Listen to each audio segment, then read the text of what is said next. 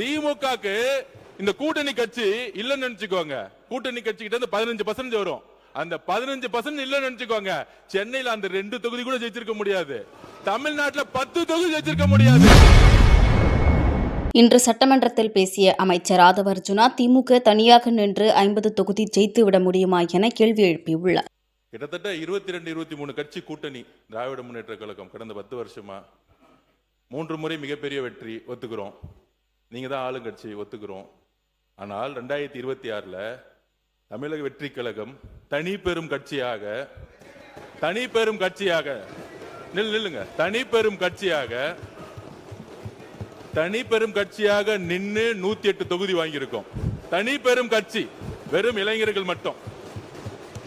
23 கட்சி கூட்டணி இல்லன்னு நினைச்சுக்கோங்க. திமுக 10 தொகுதி ஜெயிச்சிருக்க மாட்டாங்க. காங்கிரஸ் இல்லன்னா, விசிகே இல்லன்னா, கம்யூனிஸ்ட் இல்லன்னா, ஐஎம்எல் இல்லன்னா, சென்னையிலே சொல்றேன், சென்னையிலே இஸ்லாமியர்கள் ஏன் ஓட்டு போட்டாங்க தெரியுமா? விசிகேவும் காங்கிரஸும் ஐஎம்எல் இருந்தால இஸ்லாமியர்கள் ஓட்டு போட்டாங்க. சென்னையில இதுவரைக்கும் திமுக 62ல இருந்து நானும் பார்த்துட்டு இருக்கேன். பெரிய தோல்விகள் சென்னையில இருந்ததே கிடையாது. ஆனால் தமிழக வெற்றி கழகத்திட்ட 14ல 14 தொகுதி தோத்துருக்காங்க. 14 தொகுதி. அப்ப திமுகக்கு இந்த கூட்டணி கட்சி இல்லன்னு நினைச்சுக்கோங்க. கூட்டணி கட்சி கிட்ட இருந்து 15% வரும். அந்த 15% இல்லன்னு நினைச்சுக்கோங்க.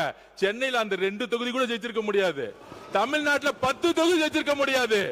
நீங்க இன்னைக்கு எதிர்க்கட்சியா உட்கார்ந்தது காரணம் காங்கிரஸ், நீங்க எதிர்க்கட்சியா உட்கார்ந்தது காரணம் கம்யூனிஸ்ட், நீங்க எதிர்க்கட்சியா உட்கார்ந்தது காரணம் ஐஎம்எல், நீங்க எதிர்க்கட்சியா உட்கார்ந்தது காரணம் விசிகே, நீங்க எதிர்க்கட்சியா உட்கார்ந்தது காரணம் கூட்டணி. இத ஞாபகம் வச்சுக்கோங்க.